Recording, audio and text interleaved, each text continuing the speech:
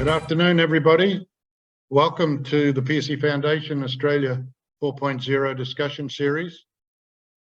The Pearcey Foundation wishes to acknowledge all the traditional custodians belong to the lands where the Foundation and you and our guests meet, live and work. We acknowledge the Aboriginal and Torres Strait Islander people with us today and their elders past, present and emerging, whose stories, traditions and living cultures in this country are a valuable resource, as are those of us all who have come to make Australia our home. Together we are Australia. Your voice today is expected to be heard, all of you listening in and watching in this discussion, so please use the raise hand function to ask questions and make comments. Please also note that this session is being recorded. So, good afternoon, all of you, wherever you are in Australia or overseas, and welcome to the second session of Australia 4.0. Just to recap, Australia 4 is an initiative of the Pearcey Foundation to recognise that in moving towards a net zero Australia, the transition of our electricity system to a decarbonised environment presents an enormous number of challenges. With each of these challenges come significant opportunities.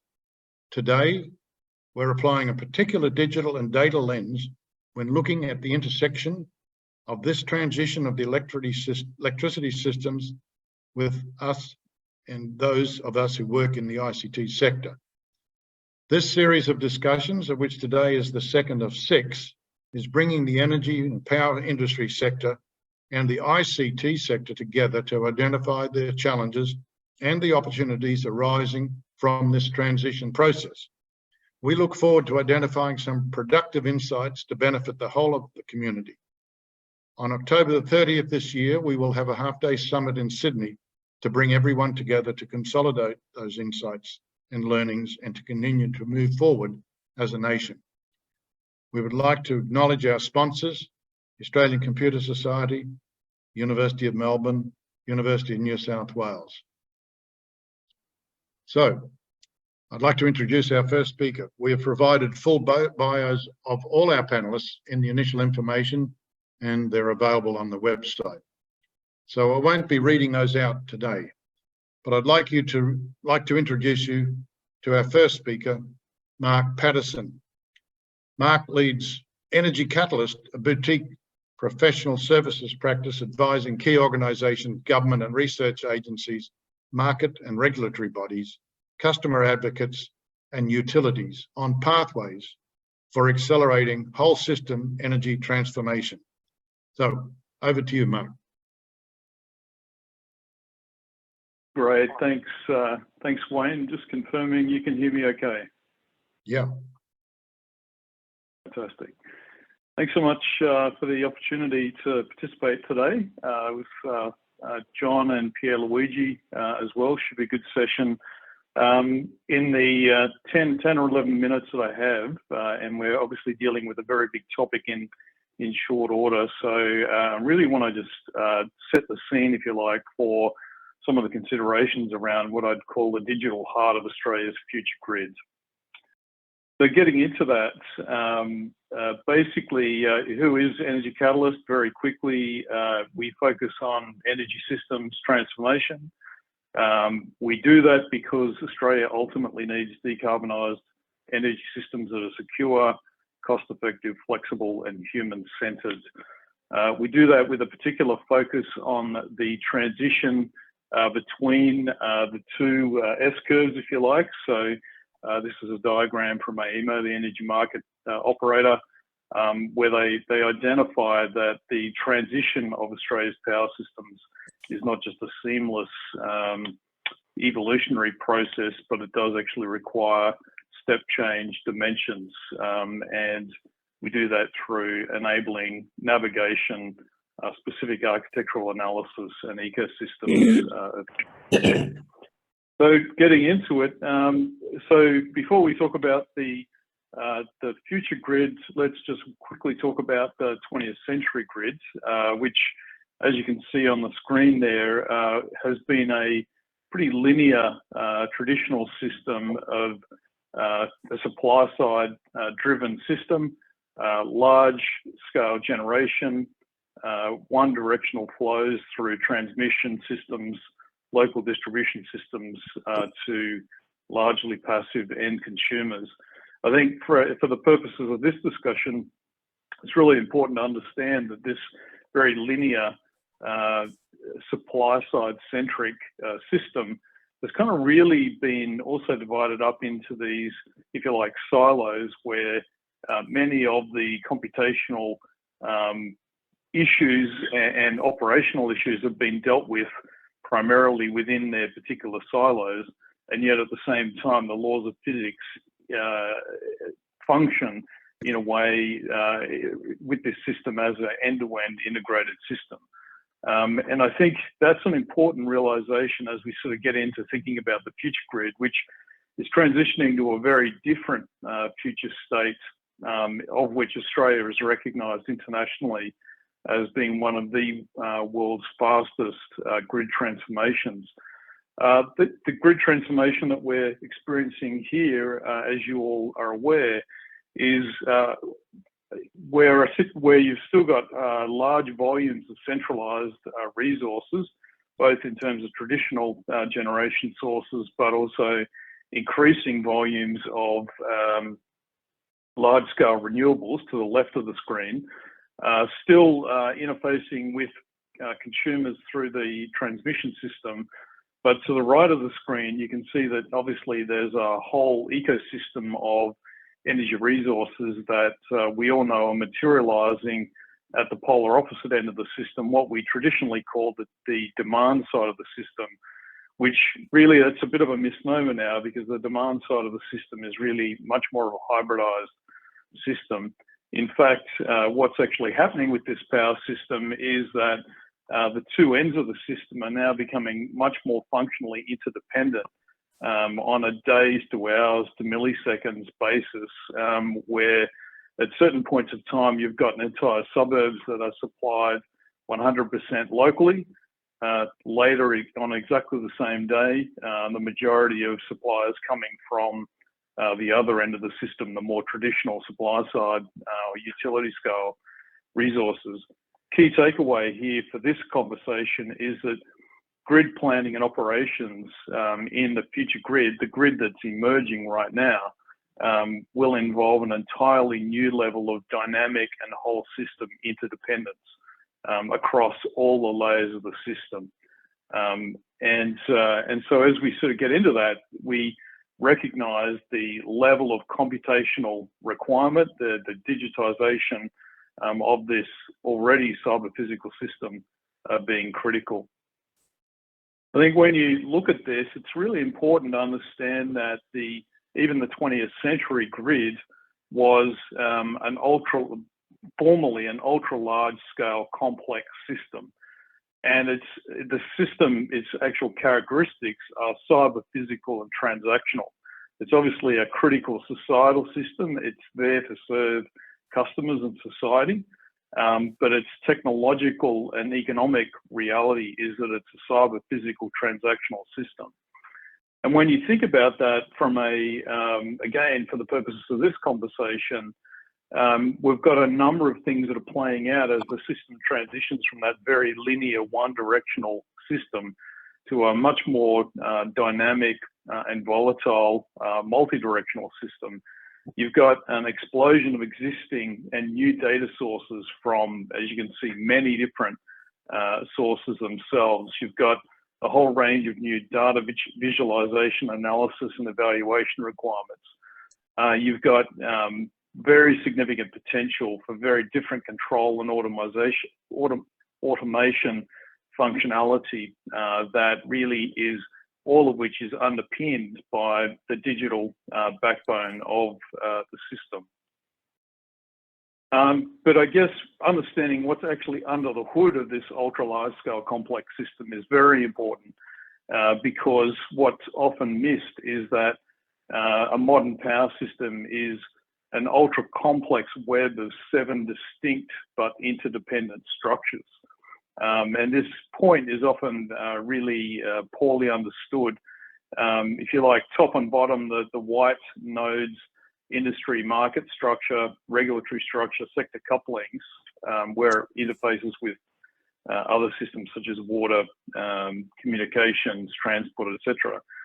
The 4 green nodes are what I want to particularly focus on. They are the what I would call the functional layers of the power system that are functionally interdependent on a days to milliseconds basis. So you've got the electricity infrastructure or the power flows, you've got the digital infrastructure, which is information and data exchange, operational coordination structures. How does this system actually coordinated to deliver the services that are required? And fourthly, the transactional structures in terms of how value flows occur across the system. And so when I drill into that a little bit more in terms of really highlighting the critical role of digitization and such like in the future system. So I want to deal with 3, if you like, exhibits, exhibit A, B, and C of how this plays out. So decarbonising power systems become inherently more volatile because we're depending on wind and solar resources in the Australian context as a primary source of supply. Obviously, that creates very dynamic and variable conditions, as you can see to the left of the screen. And yet at the same time, a power system needs instantaneous balancing of supply and demand, regardless of whether you have cloud movements over major sources of solar resource, whether you have wind variation in different areas. Customer demand and variable generation must still be kept in balance every millisecond of the year. And this is particularly important as the traditional fleet of dispatchable resources is withdrawn. So this is, as you can see, a very critical and highly dynamic, computationally intensive requirement. Again, thinking about the power system, not just as distribution only or transmission only or bulk power only, the laws of physics intersect with this system as one integrated system that needs significantly different ways of managing it as we move into this deeply decarbonised future. So exhibit B, increasingly volatile grids are served by millions of diverse resources. So we're moving from hundreds to tens of millions of diverse resources that actually require much more advanced operational coordination models that involve both markets and control elements. And so thinking about that in terms of the markets and controls continuum, a couple of the sort of extreme points on this is that traditionally market economists will think about this in terms of, look, just get the market rules right, the price is right, and everything will work fine. At the other end of the spectrum, the control engineers will say, look, let's get the control algorithms and interoperability standards right, and everything will work fine. The reality is more sophisticated than that across all layers of the system, where increasingly we need an ensemble of both market and control features that are much more dynamic. And as you can see down the bottom there, you've got a range of different time windows at which those market and control elements provide a critical role in coordinating a system that's moving from hundreds of generation resources to tens of millions of very diverse, very dynamic participating resources. And exhibit C, the transformation of this ultra large scale complex system will also require a significant uplift in cyber physical and transactional expertise as it particularly applies to the architecture of the system. And you can see to the left, this is just illustrative, of course, but I think a very powerful illustration of the fact that at an architectural level, the system of the 20th century evolved for the purposes for which it was originally designed. Bulk supply from one end of the system to largely passive consumers, tens or hundreds of generation resources, and that system, as you would expect, actually from computational science, from complex system science, becomes, as you start to try and require very different things of it, it faces increasing scalability challenges, operational coordination challenges, end-to-end, and latency cascading challenges. And so one of the critical areas where I think the ICT sector has often very well-developed capabilities is with regard to the contributing to the architectural configuration of the future system, and particularly with regard to architectural structures that are more secure, scalable, resilient, flexible, and ultimately cost efficient and human-centered. And that's really some of the work we've been doing for CSIRO and AEMO, has really been looking at more layered architectural structures similar to what is illustrated to the right of the screen there.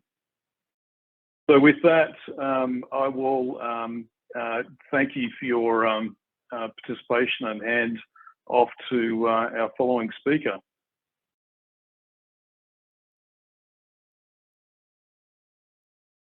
Thanks for that, Mark. It appears that Wayne has dropped off. I think technology has not been his friend. So can I ask you, John, to please jump on and start your presentation? Yes, absolutely. Thank you. Thank Thank you all you. for coming along. And let me first of all thank Mark for giving a really good introduction that I will hopefully build upon to an extent. These are my four main talking points. The first of which is, generally speaking, the public dialogue and the political dialogue is generally really focused on where the sources of energy are going to come from. But really, we've got to start having conversations about the network, because really it's the network that will deliver the generation to the consumers.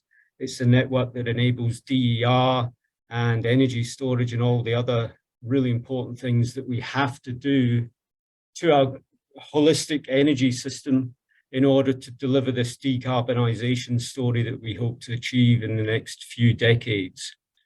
So really, when I'm thinking about the work that I do and thinking about Mark's linear extremes from the market through to the operation of the network, really I'm at the very extreme end of things, thinking about the stability of the network and that notion that the dynamics of the system are going to get orders of magnitudes faster.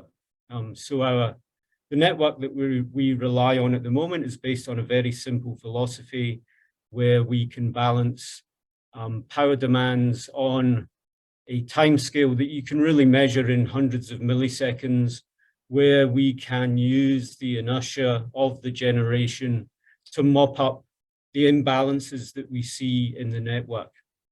And that works very well, and it means pretty much we can tell the state of the network by what's happening to the frequency. So if we have a power imbalance, if the demand is exceeding supply, the frequency of the system drops, we can see that happening on the network. And that then enables things to happen that rebalances those imbalances in power generation and demand.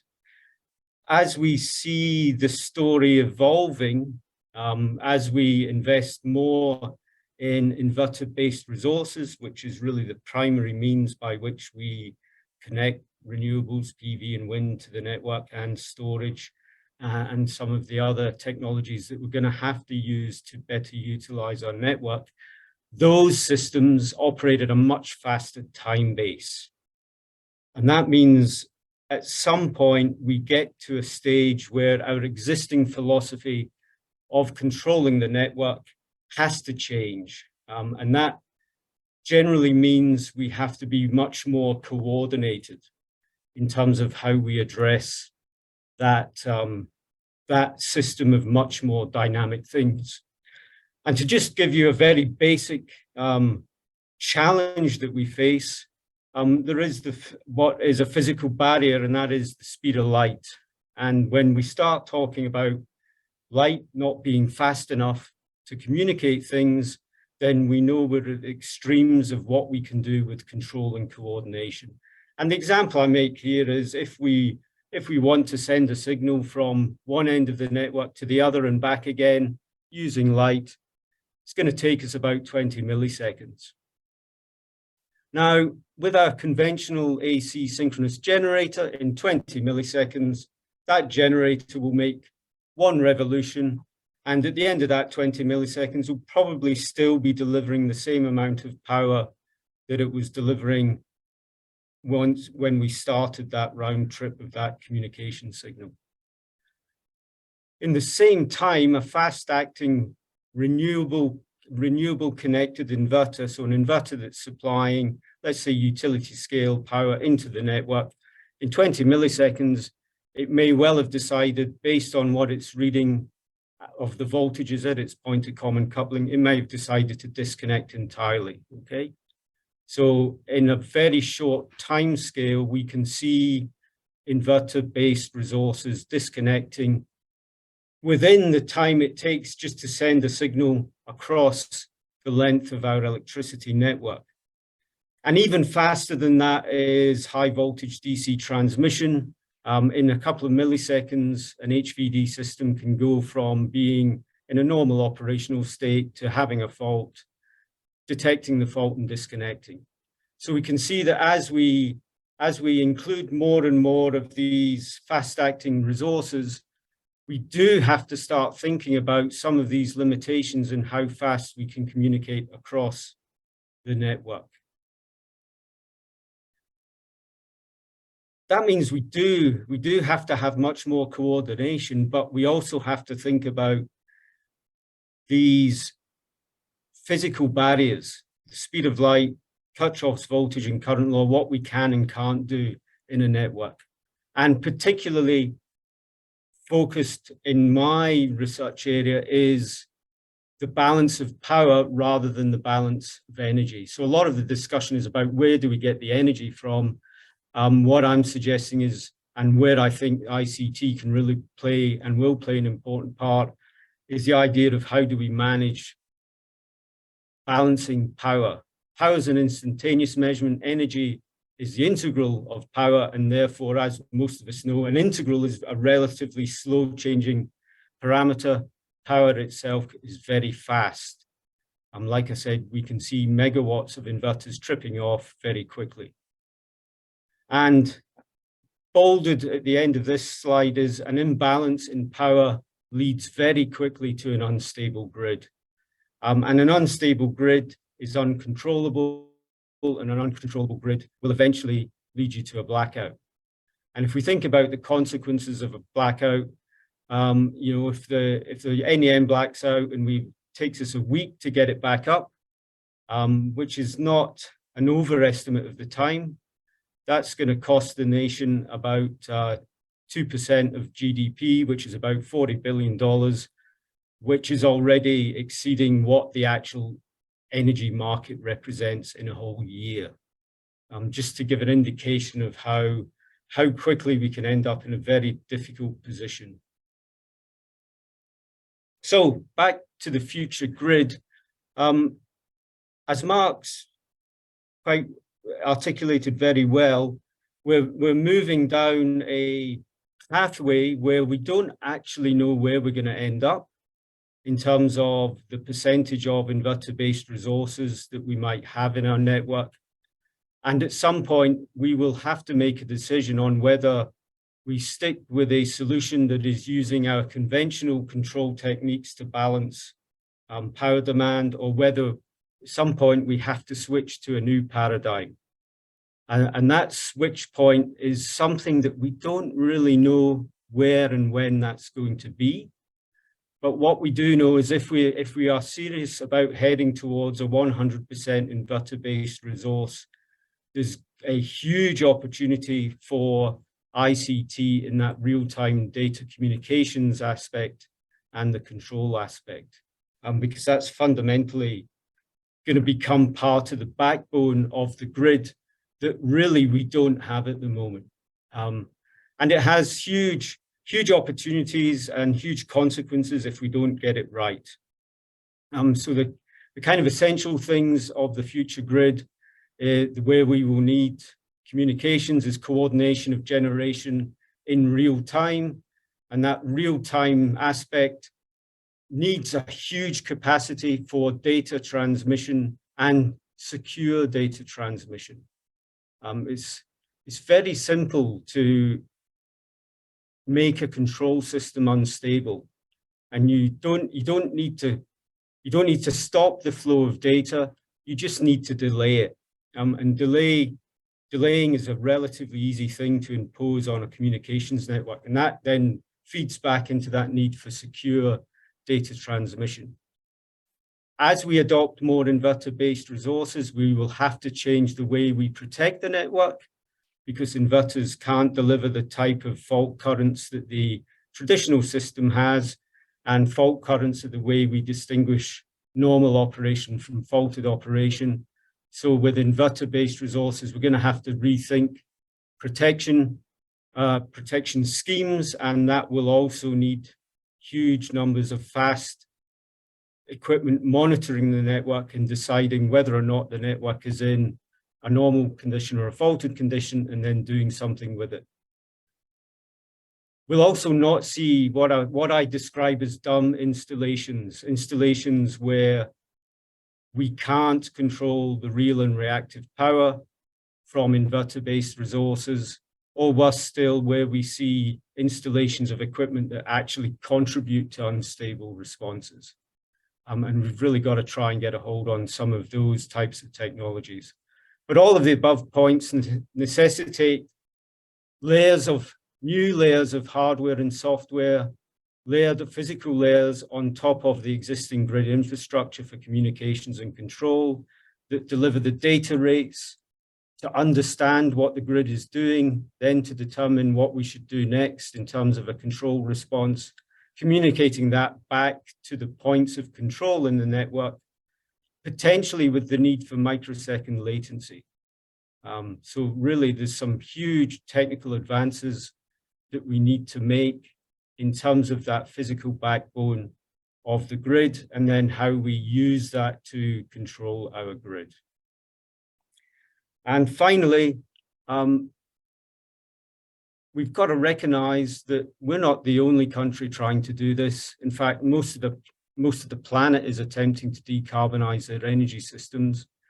So we're going to have a desperate need to train and skill the workforce of the future. That's trades, engineers, research and translation from universities. We shouldn't forget non-STEM skills. Some of those soft skills are really some of the important parts of the jigsaw puzzle for realizing this transition that we make. So a huge need for technology and resources, not just in Australia. Everyone's fighting over the same limited human and mineral resources to achieve this. So the same limited resources, people and equipment.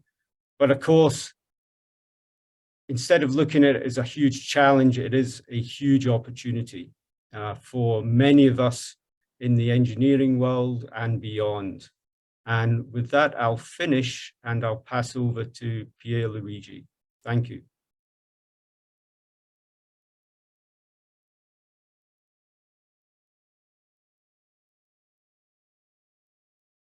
Thank you, John. That was great. So let me share my screen now, and yeah. So let me give you now my perspective somehow of the future grid that Mark and John outlined so nicely. And my perspective of the future grid is somehow the one of a grid that is bottom up. So let's see what I mean by bottom-up grid. So effectively, as was already shown, traditionally the direction of power flows was from transmission to distribution, and now things are changing significantly, particularly because of distributed resources coming up in the system for different reasons. Just as a reminder, primarily we mean any active resource that is connected to a distribution network, particularly distributed generation, and you can imagine rooftop PV, for example. they are often behind the meter, so literally it's like in our homes, and that's why they also called very nicely customer energy resources, a terminology that I think is properly Australian, but it's really perfect in my view. So we talk about CER besides DR.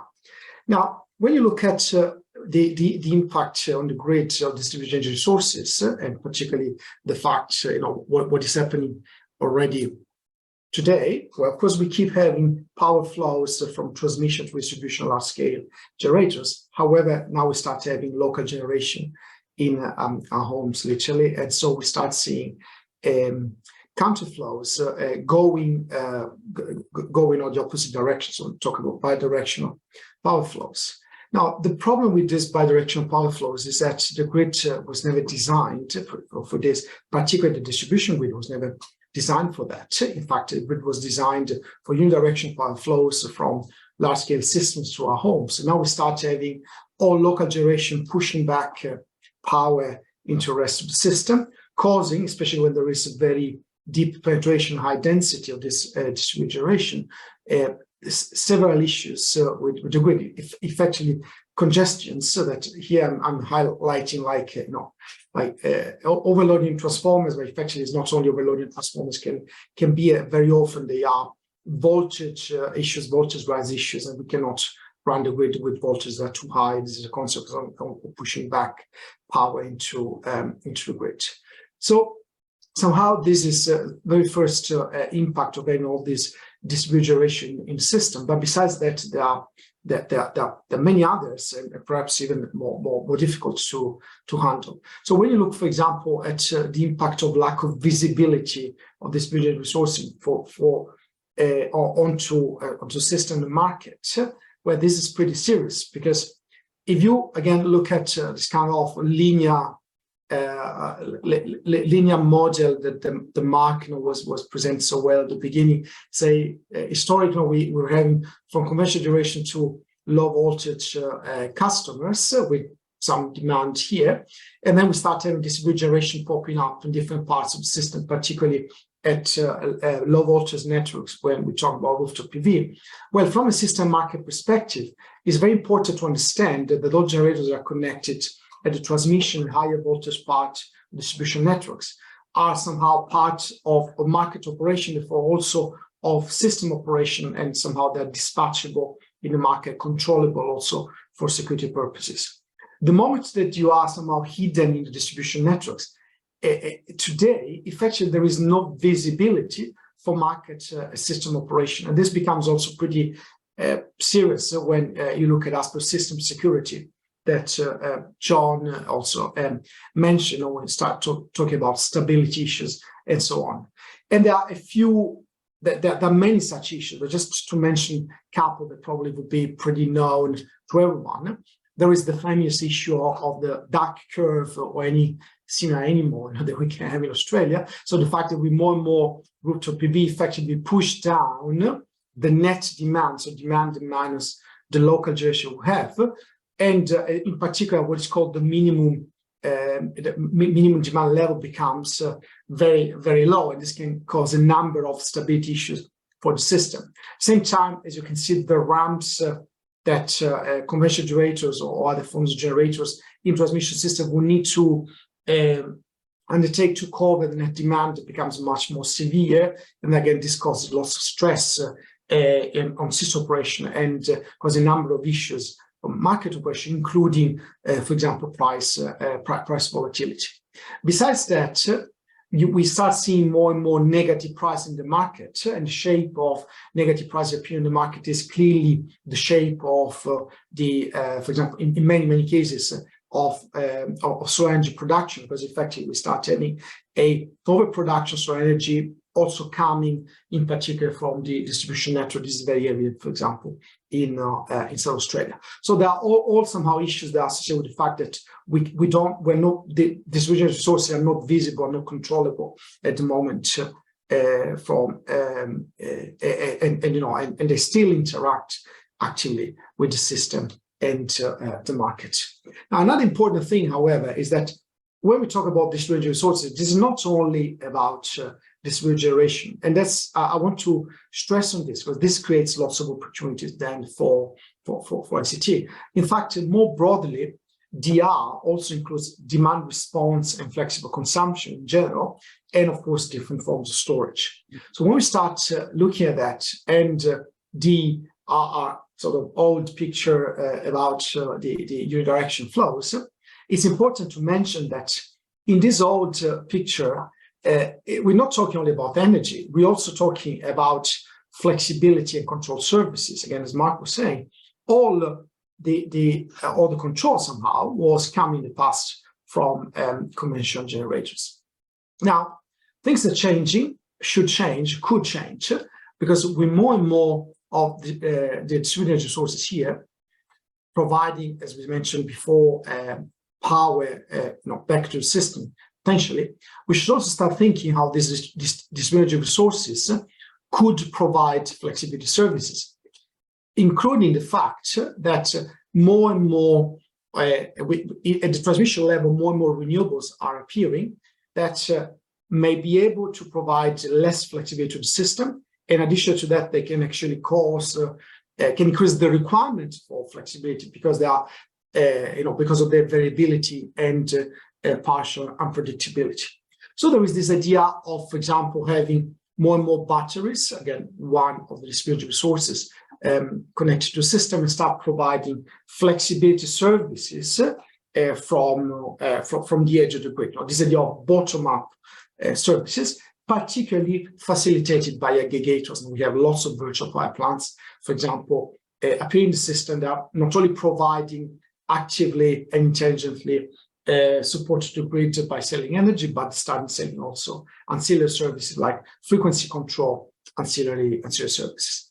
But then looking at the next future, we start seeing more and more potential appearance of smart technologies like smart appliances and very, very important electrification of transport and electrification of heating, particularly electric vehicles. We know that they are already very, very big in other parts of the world, for example, the US and Europe. So the moment you start seeing more of these resources, then the intelligence will become much broader, and customer can have many more opportunities actually to start interacting with the grid.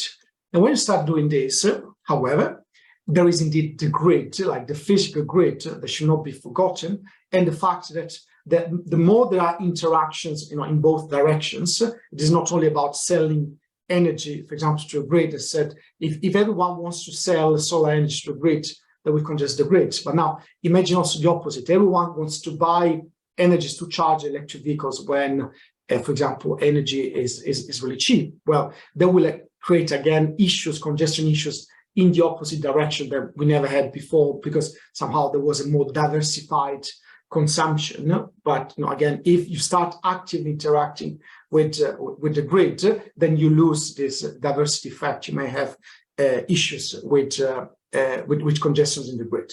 So you need to have mechanisms somehow that deal with this. And ideally, if I can try to make it a little bit schematic, say in a way, a grid can be seen as an operational region like this, where you can buy and sell energy, and energy is like active and reactive power. However, the moment you start having congestions in the grid, there will be, because of thermal or under voltage or over voltage limits, areas of the system that will not simply be allowed. So the feasible operating region in which the distributed resources could operate is actually much smaller. Now, how do we take care of this? I mean, who is the actor, and what are the means to actually define these operating regions? Well, that's the kind of work that has been done in interacting between the distribution network service providers and the distributed resources, and the transformation somehow towards what we call a distribution system operator. So eventually, in order to ensure somehow safe operation of the grid with this bottom-up approach, so the more you have resources trying to sell services to the rest of the grid, the more we must have, and the more we may have congestions, the more we must have some intelligence that becomes local, becomes distributed, that can manage, for example, the level of injections that you have into the grid. And this is the concept of operating envelopes, dynamic operating envelopes, that has been developed in several projects that will be enabled fundamentally by ICT among the others. However, this is not only just having customers play on their own or through virtual power plants. I think there are other developments that are very, very important to consider. That, again, we have a huge impact on the ICT industry. For example, energy communities. And for example, I put here just one case that I particularly like. We worked on this, but I think it's really interesting. Besides that, the Power Melbourne project, where the city of Melbourne is effectively investing, in building, and then the idea is to orchestrate a network of community batteries installed in different buildings. So say, well, not everyone could have, for example, space for batteries or for rooftop heaters and so on. So can we try to socialize this by building community asset, a very intelligent, efficient way to do things. And then the next step would be, of course, particularly in areas that may be prone to severe weather events, start thinking more of microgrids. Imagine there are areas, some towns, rural Victoria or other parts, of course, of the country, prone to bushfires, unfortunately, where the idea that you may have more and more distributed resources able to support the grid, even disconnect from the grid at times of need, will make a lot of sense also economically moving forward. But of course, this requires a level of technology, and not only the electro technologies, or the ICT technology in particular, that basically that doesn't exist at the moment.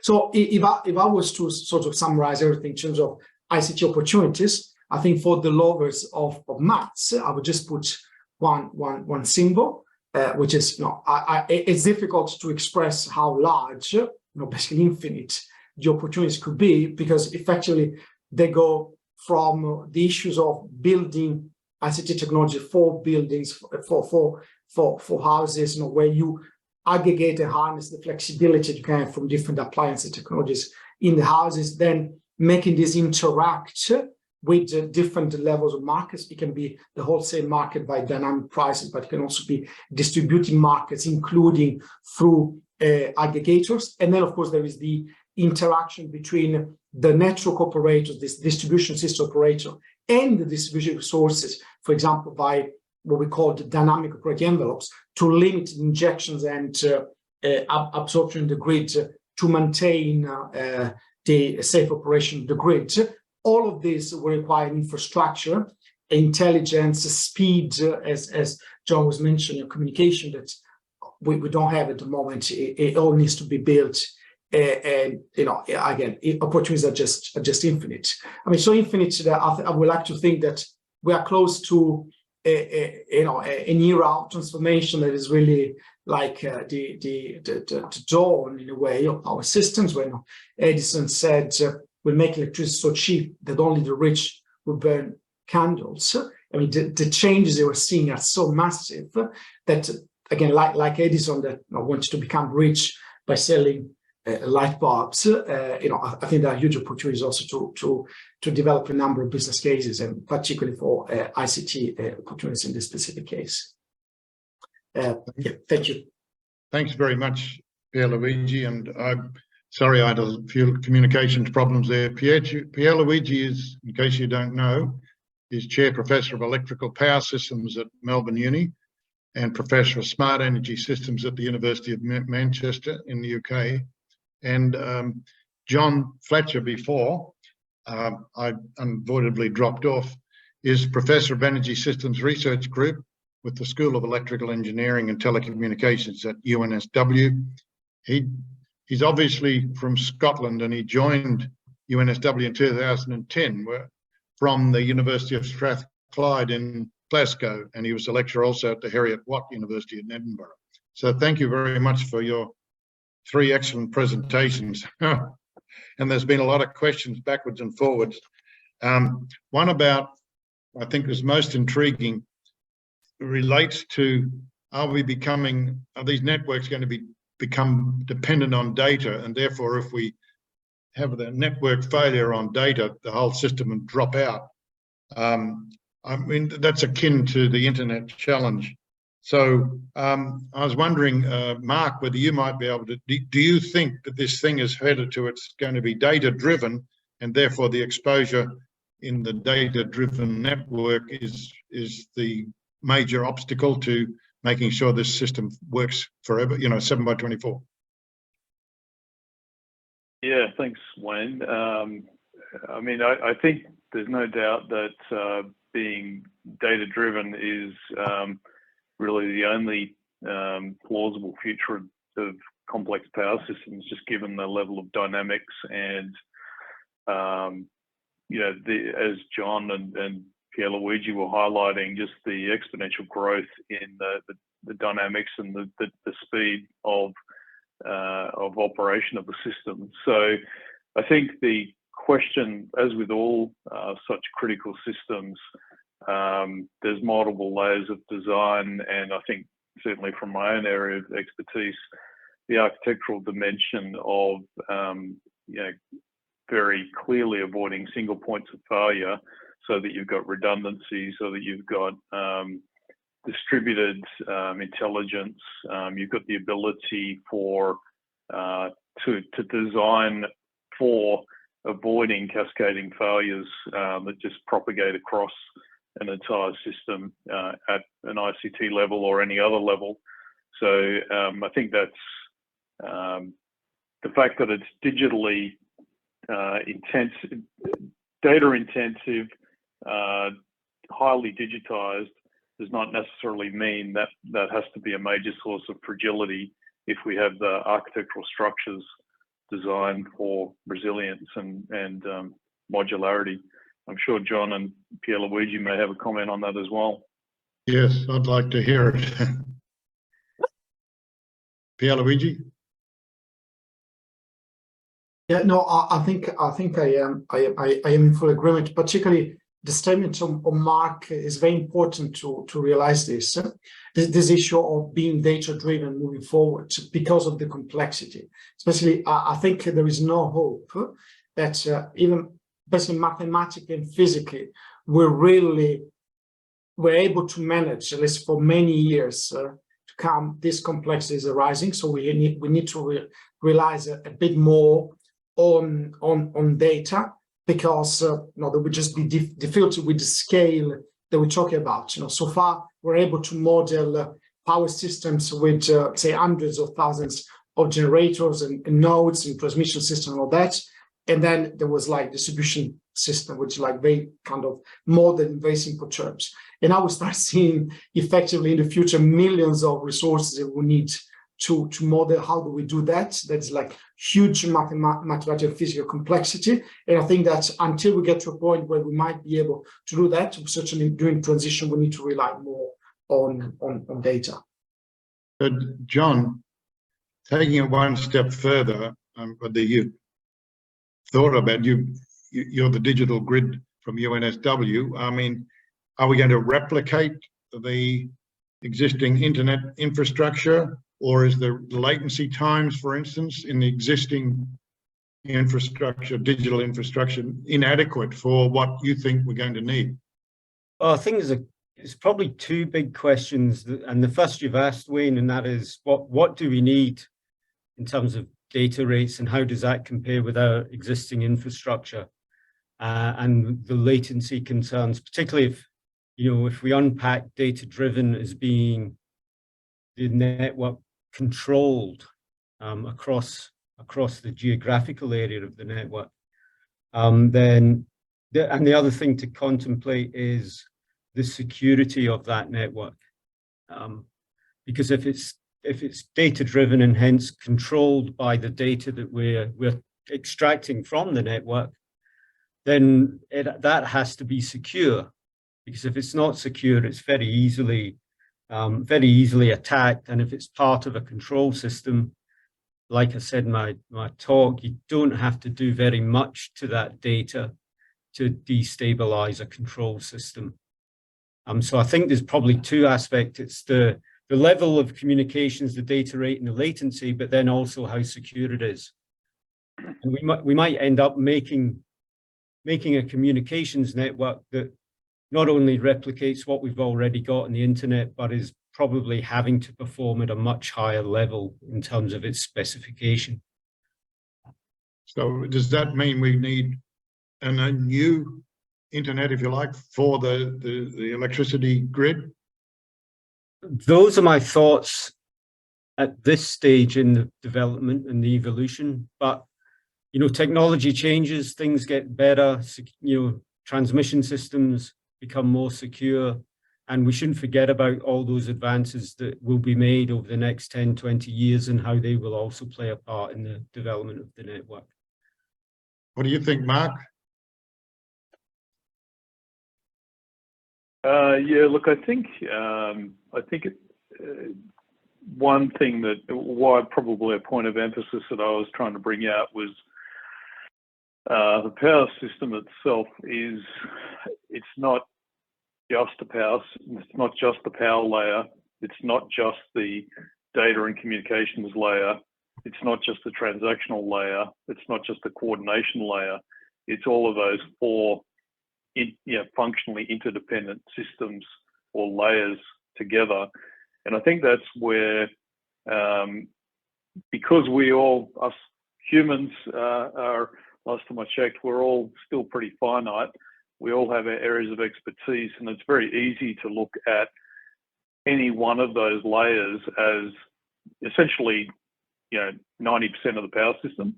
I think that's where that kind of network of structures model that I highlighted in my presentation is kind of helpful, because it just helps us see all parts of the elephant, as it were, and then to actually say, how do we think about the relationship between the data and communication structures and those pesky laws of physics that need to be managed at the power layer? Because, and even what we, last point here, because any of these points we could talk about ad nauseum, but I think the main point is the power system is like a very delicate tapestry, in the sense that you pull on one thread of one of those systems, you make changes to one system, and you'll have a whole range of intended and unintended consequences that propagate throughout the system. And so that's where I think you get to a point with an ultra large scale complex system where you need to move from just incremental changes to different parts to actually starting to say, okay, how do we rethink our structures to really ready the system for the kind of very different future that we're navigating towards? Right, thanks. So Tim Ryan's got his hand up. Tim, would you like to say something? Yeah, thanks, Wayne. John, just on the point you were making, and like the complexity of lots of systems and things, I tend to think, and I think it's where AEMA went wrong for a while on trying to have centralized control, that if we look at the network layer and building things up, and then think about systems also being able to fall back into an autonomous responsive mode around frequency or otherwise, that enables stability to occur naturally at the, if you trip, you manage to make sure you don't fall over yourself rather than knock everybody else down. And the other part of that, sort of from the viewpoint, the same thing that Mark was talking about, how we get all those systems to interact and work together. It's a lot easier if the consumer and their systems are actually part of the design of the service. Where we potentially have problems is potentially intermediaries trying to get involved and marshal forces and dispatch things that are at the time when the system is at a critical state. So we're trying to have a peak demand and trying to deliver outcomes rather than actually using the data and services to do demand management to ensure that we actually avoid those peaks.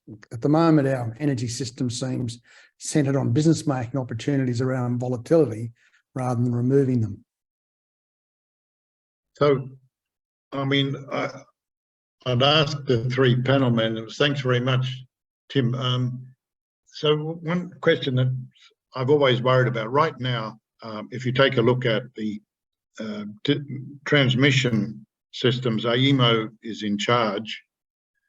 Who's going to be in charge of the distribution system, or is that that's not a concept that we can really apply to the electricity distribution grid? What do you think, John? It's a very good question, Wayne. I think part of it is answered by the fact that AEMO probably understand more about the response of the distribution network to grid disturbances than the distribution network operators do at this stage, which is a bit of a perverse outcome in a sense. But it tends to suggest the layers of governance and regulation that we have isn't quite right if we're in a situation where the market operator actually knows more about the technical response of distribution networks to things like grid disturbances. Because obviously the distribution networks aren't having to worry about that. Right. So, Pierluigi, do you have any vision of the control of the distribution network? What's going on in Europe? Are they?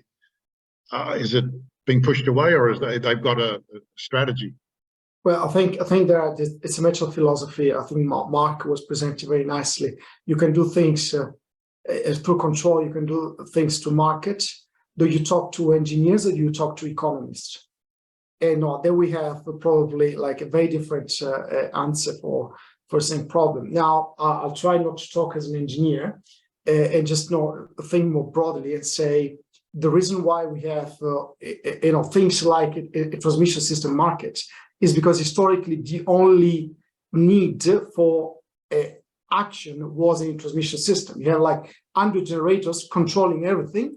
Therefore, as a consequence, you build a market around control to replace some of this control, you would do at the level. Now, inevitably, if the action moves towards the distribution system, and I say system, not network. Historically, we call it network because there is nothing else than wires and poles. Now it becomes a system because there are lots of active entities in there. So if the action moves down to the distribution system, then you must also have some rearrangements of everything that is relevant, from controls to markets to everything else. Now, I don't know where the balance is. Different countries have got different balances in transmission system, and now different countries, we have different balance in distribution system between control and markets. But I think it's inevitable that we will see all of that happening. So I see your comments from Jeremy Harkins. Could we let Jeremy state his approach? He's got an interesting perspective. Hi, can you hear me? Yeah. Yep. Yeah, look, I guess my approach is a little bit different than a lot of other people at the moment. I'm pushing towards this idea of, I guess, what I call towards zero data. So I've come up with this concept of the elegant system, if you like, and it's effectively moving away from large oceans of data or data lakes and moving towards just the simple or the most basic pieces of information available in a complex system. Seems hard to get there. I think large organizations and people and data analysts look at it as a bit of but how can you actually look at all the data? But what I find is that there's usually at least one or two humans in any project or situation or organization which effectively know how to do it. And they know how to do it without even thinking or even looking at the data. So it's really just about identifying people and implementing some of these more, it's gaining trust, I guess. And then once you have that trust, using that trust in effectively lower level technicians to help implement the solutions which can solve these really vast problems. Right. Well, thanks. Thank you very much, Jeremy. Laurie Currow, you've got an interesting announcement there, I think, about DSOs to manage non-network solutions. Could you like to make a comment? Yeah, sure. Can you hear me? Yeah.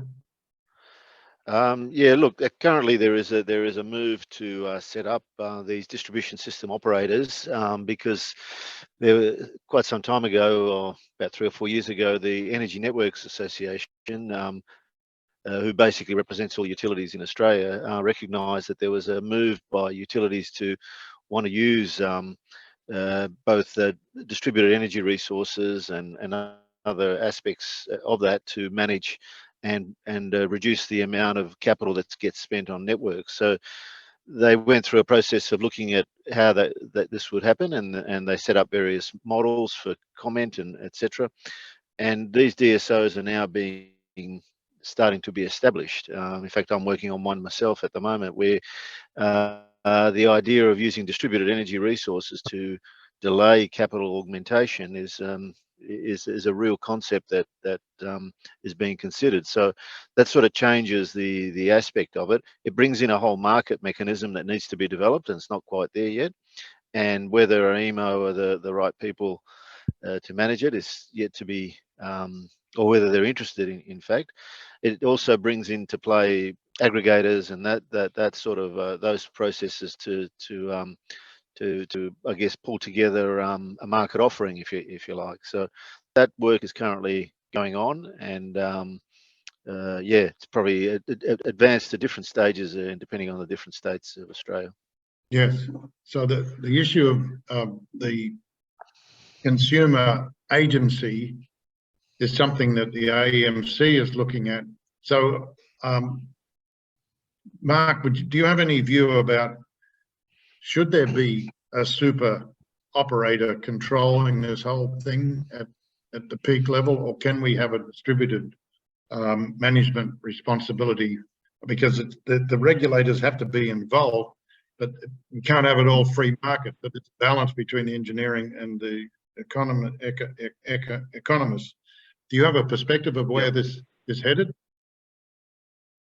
Yeah, well, as I mentioned, my firm has had the privilege of doing a lot of work recently in the same program that John and Pierluigi have been working in our case, focusing on the future power system architecture, or the underpinning structures, if you like, the relationships between all the various actors, roles and responsibilities, the evolving need for DSO models, as Laurie mentioned, distribution system operator models, which is somewhat analogous, just for those who are not familiar with that term, somewhat analogous to the traditional market or system operator at the highest level of the system, being, in the Australian context, AEMO, which is traditionally focused on the bulk power system, because, as Pierluigi mentioned, all of the resources were located, they were all transmission connected. That was the only game in town, as we've kind of all said. I think what the reality and why kind of I find it helpful to set up the kind of scale of how we're moving from hundreds to tens of millions of participating resources that are used to be located at one polar extreme of the system to actually being ubiquitous across the system. So all different kinds of generation, storage, flexible demand, all kinds of resources that need to be orchestrated. The reality is that it becomes computationally impossible for one grand master, if you like, to coordinate a system that is so ultra complex and so multi-layered. And so that kind of those images that I put up were really just highlighting that a layered decomposition approach to architecture becomes critical, because you need to have delegated responsibilities for new functions that traditionally haven't been required when a distribution network, as Pierluigi highlighted, was just a network, was just to transport electrons.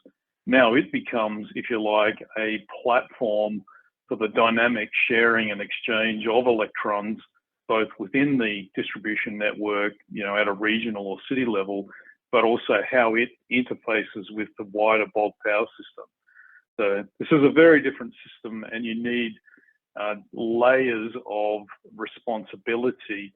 And the last point I would make there is none of that, underscore none of that, can just kind of emerge somehow without us as a nation leaning into a considered architectural process.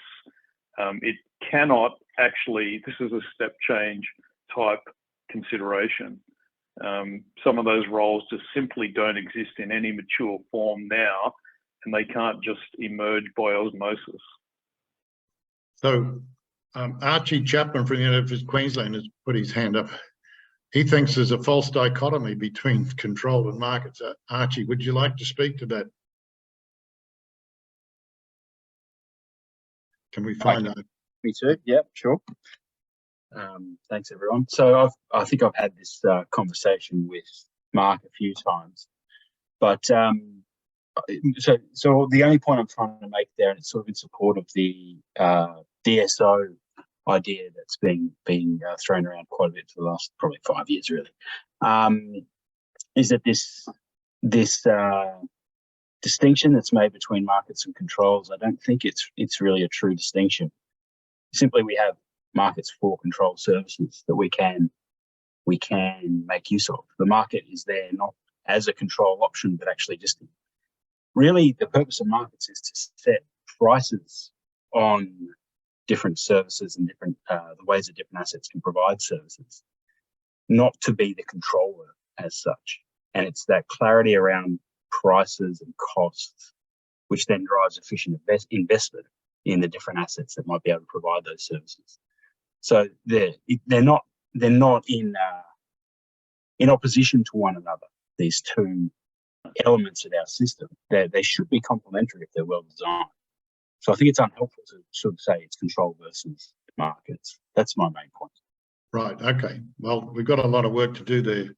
Jim, you had another comment? Can I just make a quick comment on, it's Mark. Yes. Archie, totally agree with you. And I think the point that is important here is that because we all look at the elephant from different angles, different areas of expertise will emphasize their favored end of that, if you like, continuum. And I would totally agree with you that any future approach to this needs to be an ensemble of technological control and market elements that, again, needs to be addressed at an architectural and detailed design level, not just kind of hope that, quote unquote, the market or some other magical hand, invisible hand, will reinvent a different future state. Right. So you threw to me at one point there, Wayne. yes, Tim, please. The thing is, I think what people lose sight of is that the proposed DSO model, which went a long way with the Open Networks project, which I was involved with Archie and many others. That sort of got headed off by AEMO because it wanted to try to move towards centralised control with the massive computational problems that have been outlined.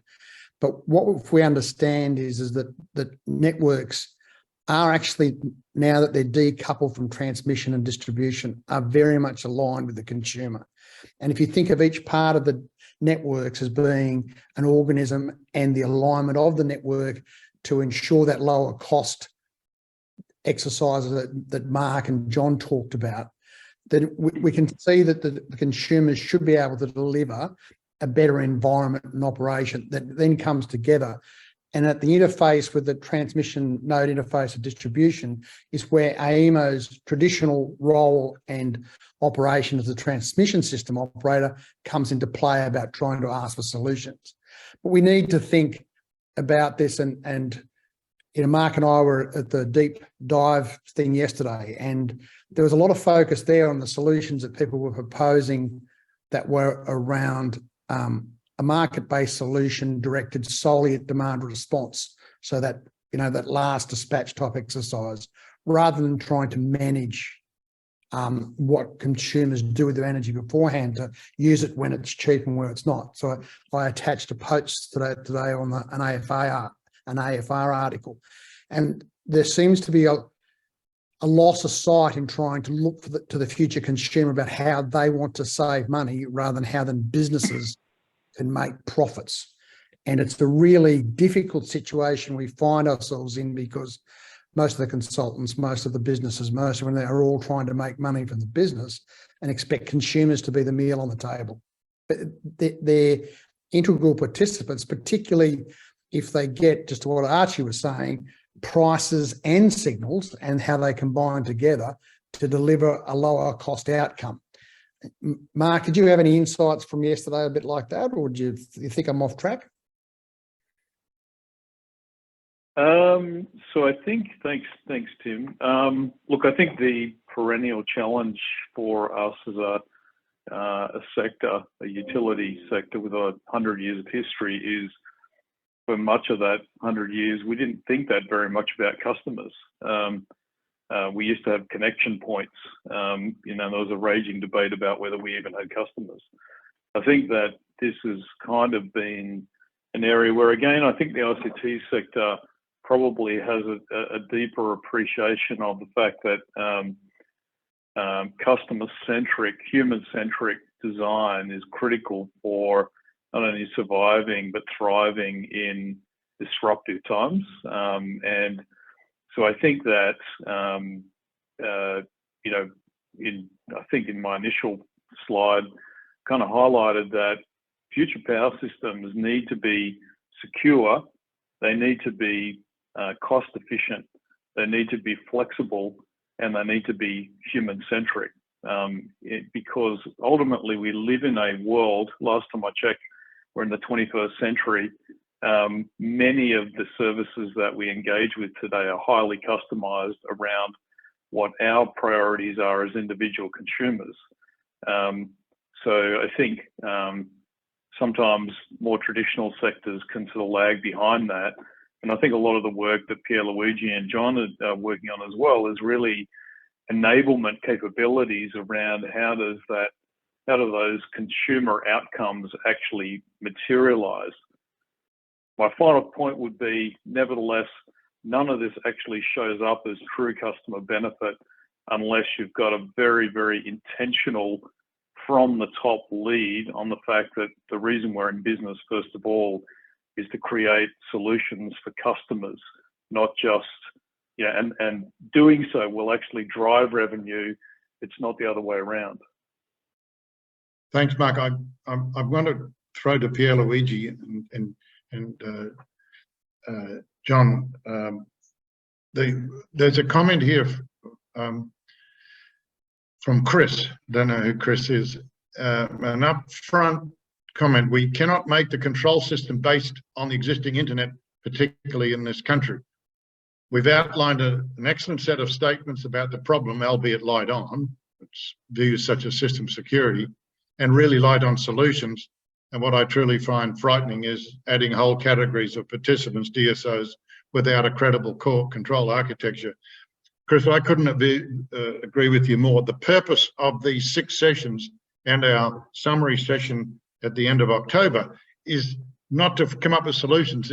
It's to try and emphasize the challenges that we've got and the opportunities. Coming to solutions is far more challenging than just describing the problem. But unless we've all agreed what the problems are we're trying to resolve, I think we'll struggle. So, Pierluigi, would you like to react to that? Yeah, no, I think I completely agree with, because also we should say, there's not a problem of Australia, right? It's not only us trying to solve this. It's like the whole world is trying to solve this, and nobody's got a solution. Of course, the situation may be slightly different in different parts of the world, but this idea of fundamentally rethinking the architecture, the multiple layers of what constitutes a modern power system future grid, what Mark articulated very, very well. These are like problems all around the world. Nobody's got a solution. It's great that we're having this conversation with this set of workshops that you organized, Wayne, because as I said, let's try to formulate properly the problem, and then we can solve what we have understood nicely. Otherwise, there is lots of work has been done so far without actually understanding what the problem is, and that is really not a good academic practice. Would you say, Pierluigi, that we're not doing this in isolation? Surely in Europe and North America, these same issues are on the table. I would have thought we were, give or take, much the same level as they are at, or not? Yeah, I think we may be slightly behind some of the major thinkers, but I mean, we know that others are just brilliant. I think UK does great, and so few parts of US, but we should not say that we're so bad either. However, we have something maybe others don't have, the fact that we must do something very, very quickly, because the speed of the transition that we're seeing here in Australia, is far, it's faster, than I think anywhere else in the world. So we must solve these problems very, very quickly, and then hopefully this will boost somehow all our capabilities and opportunities alike. So what do you think, John? Yes, a great question. And it really goes back to this idea that we have a number of potential landing points where we might end up. And I think Australia can end up at a much more extreme landing point than some of our European cousins. Say, you think about the UK and you think about France, they've got embedded nuclear in their system that provides quite a backbone. So they're not going to end up with the same level of inverter-based resources, for example, that Australia can. So there are some unique challenges we might face. But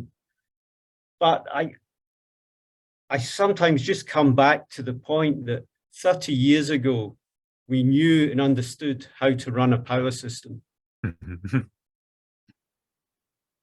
And I wonder if in 30 or 40 years' time, we might look back and think maybe we should have kept with that particular model.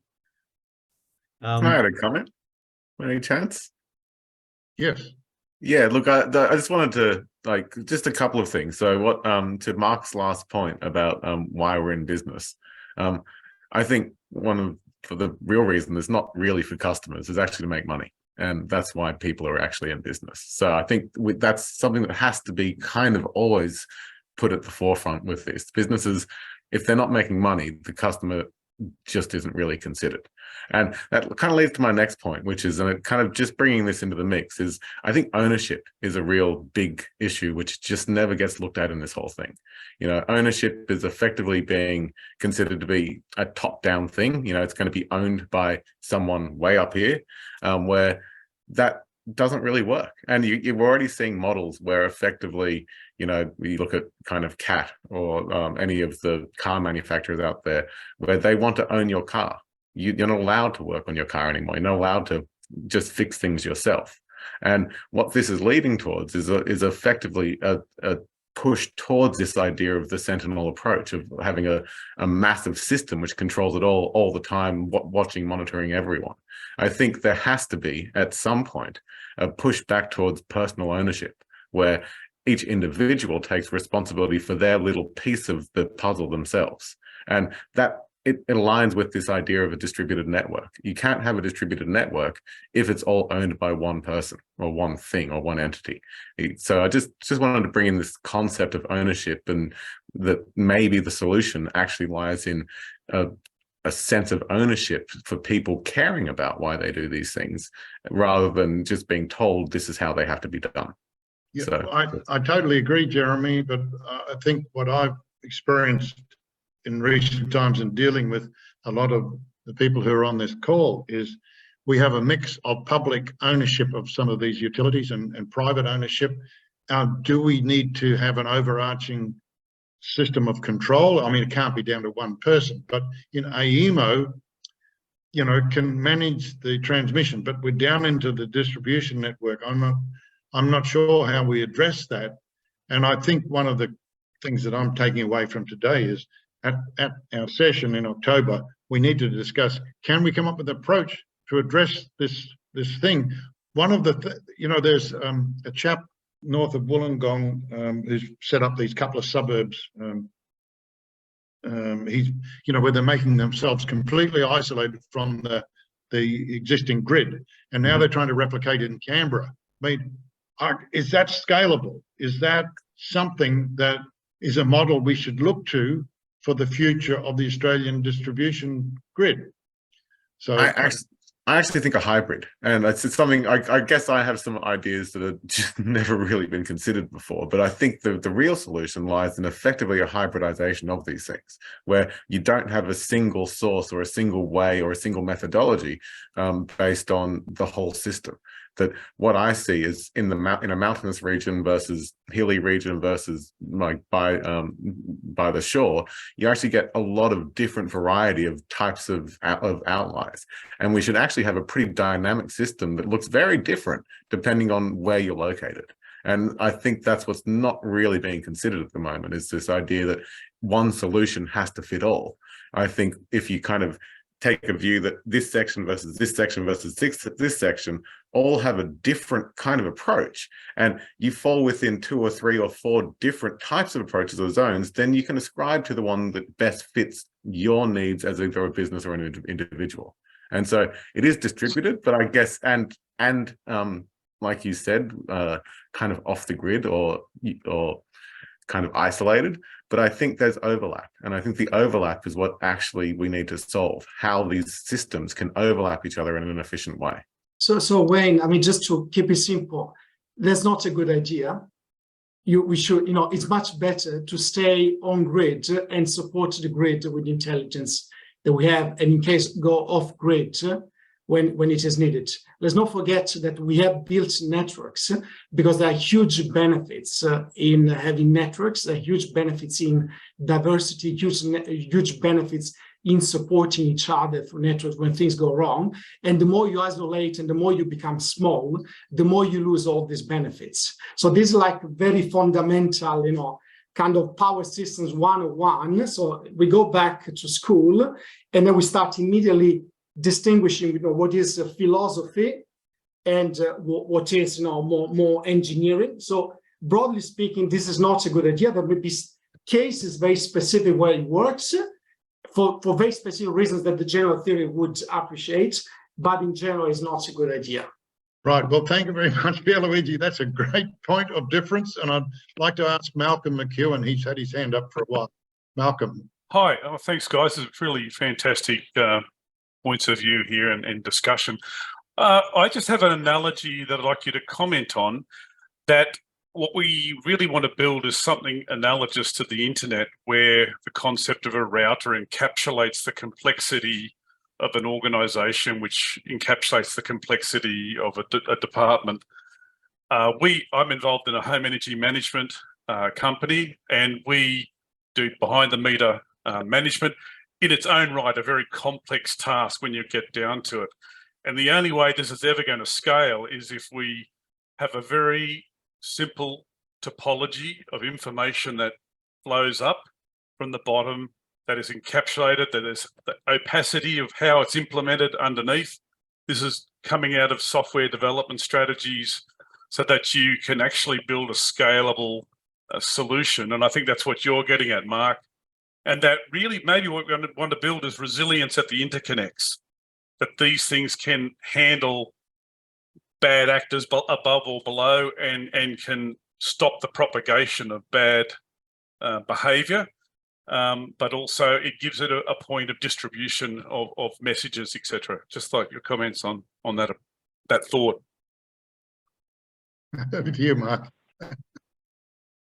Yeah, no, I mean, that nails it really. That,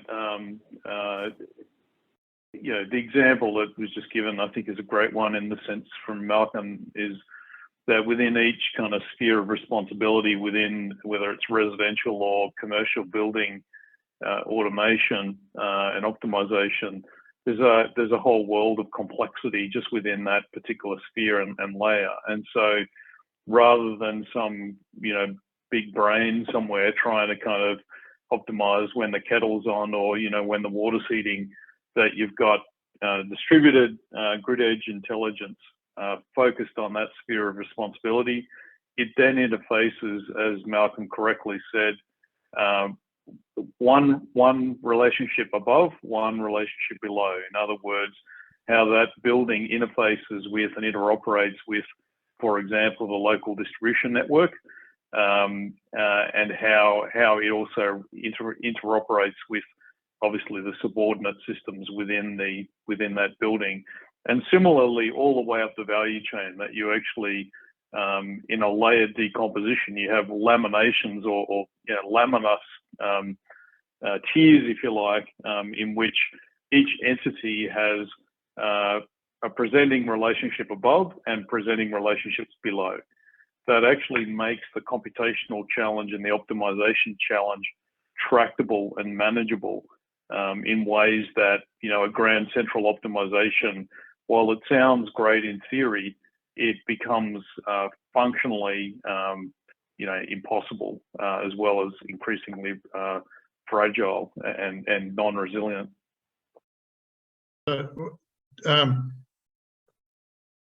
Paul, John, would you like to comment on that overall from your experience?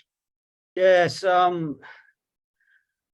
we've got to remember the main aim is to help us decarbonize.